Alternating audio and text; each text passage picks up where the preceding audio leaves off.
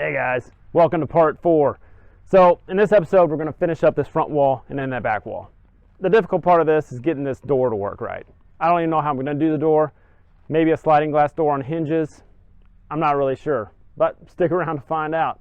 Alright, if you haven't yet, don't forget to subscribe, share, and like. Let's get to work.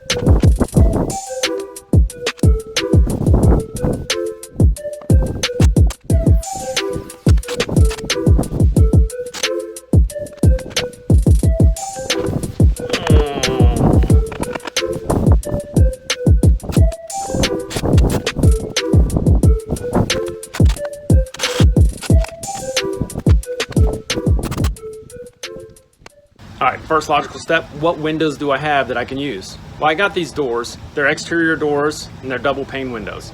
Perfect. Actually, I had 4 of them and I wanted to use them on all 4 corners, but they didn't fit on the other corner. And even on this side, I had to cut them to fit, as you'll see. Now, when you're cutting these doors, if it's an exterior door with metal on the outside, when you're cutting it with that circular saw, stand back or wear protective gear. That shit shoots out at you pretty fast and hard. But got through that, put this door in place. It fills a large space for me. What next hole do I have? I got this hole above the door. Filled that with this window. Just happened to get this window from the guy that I bought some other windows from. I didn't know where I was going to use it. It was double pane. He sold it to me for 20 bucks. Great deal. Perfect fit. I love it. It's a good spot for it.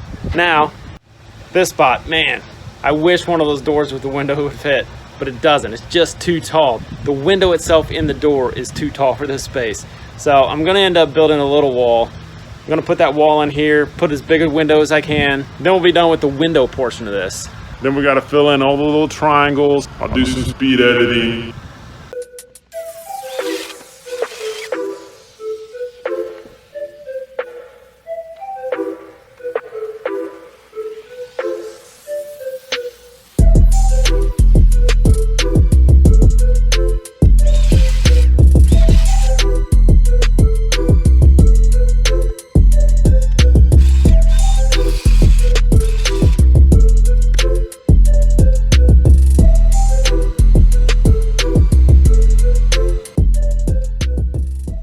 Got a little work done in the morning rain, didn't get it on camera. But basically I just framed out where that fan's gonna go and I cut all my foam insulation. Now when I was cutting that foam insulation, I made this cheater board. Now this cheater board is the same slope as the roof. I also made sure to mark which end was up. So when I measured everything on the foam insulation, before I cut it, I checked to make sure that angle made sense. If it did, I cut it. If not, I remeasured. That helped me a couple times. I encourage you to do this, but it's not required. Take your chances if you want. So now that I got that foam done, I got one more piece to install in the back, and then we're going to put on the T111. That T111, although it doesn't look like it's much, there's just a couple triangles and one big square, that's really going to prevent the racking of this building. So I'm going to glue it, screw it, and then we'll move on to this door.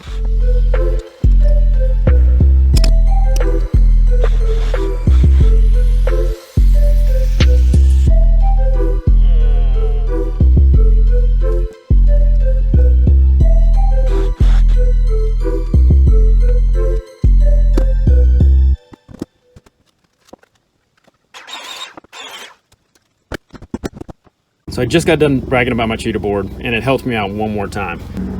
So I made my mark here initially, but when I put my cheater board on here, the angle was more like this. What I didn't do is account for the thickness of the 2x4 rafter running along this angle. So after I remeasured and factored in that rafter, found out the cheater board saved me again. Saved me from making the wrong cut. Now I can make a cut along the right line and put it in place and move on.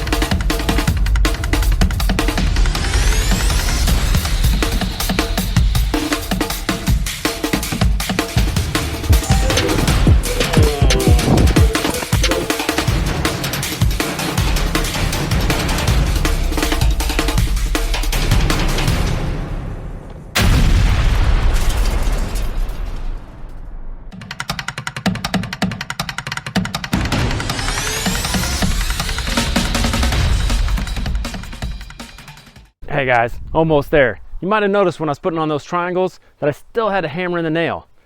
That doesn't make sense, right? Well, I did that for two reasons. One, because at times those nails were just blowing through that T111, so I had to reduce the pressure.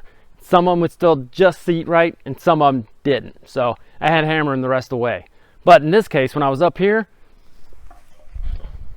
I was using this baby. This is just a pressure tank. It's not even my compressor. I filled up my compressor, brought it up here, so I didn't have to move my compressor up here and take it all the way back. But that also means that the pressure goes down over time. Not as much as I thought. It did pretty well, and I still didn't have to hold the nails or worry about hitting my thumb. The nails were already in the board. So I kind of recommend doing this if you don't want to move your air compressor. We got the triangles in, we got the windows in. Next step, we're going to build those walls. Let's get to it.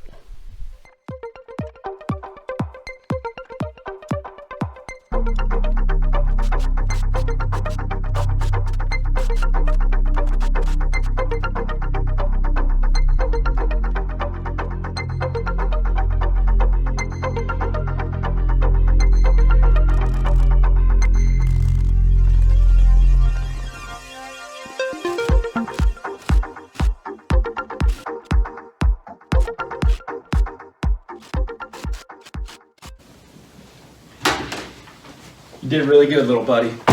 Oh, hey guys. So on the door solution, I ended up not going with that sliding glass door. The frame was just too hard to build. It wasn't going to be sturdy enough. These doors are made for hinges. I put some gate hinges on there.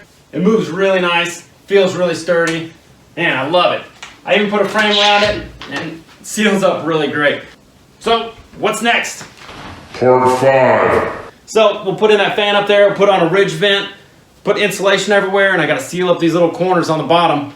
Then we get into monthly updates on how this thing is doing, how well it holds in the heat, any heat generation or heat conservation things that we do. So if you're excited about that, definitely subscribe, hit that reminder button. If you're not excited about that, still subscribe, hit that reminder button. All right guys, see you in part 5.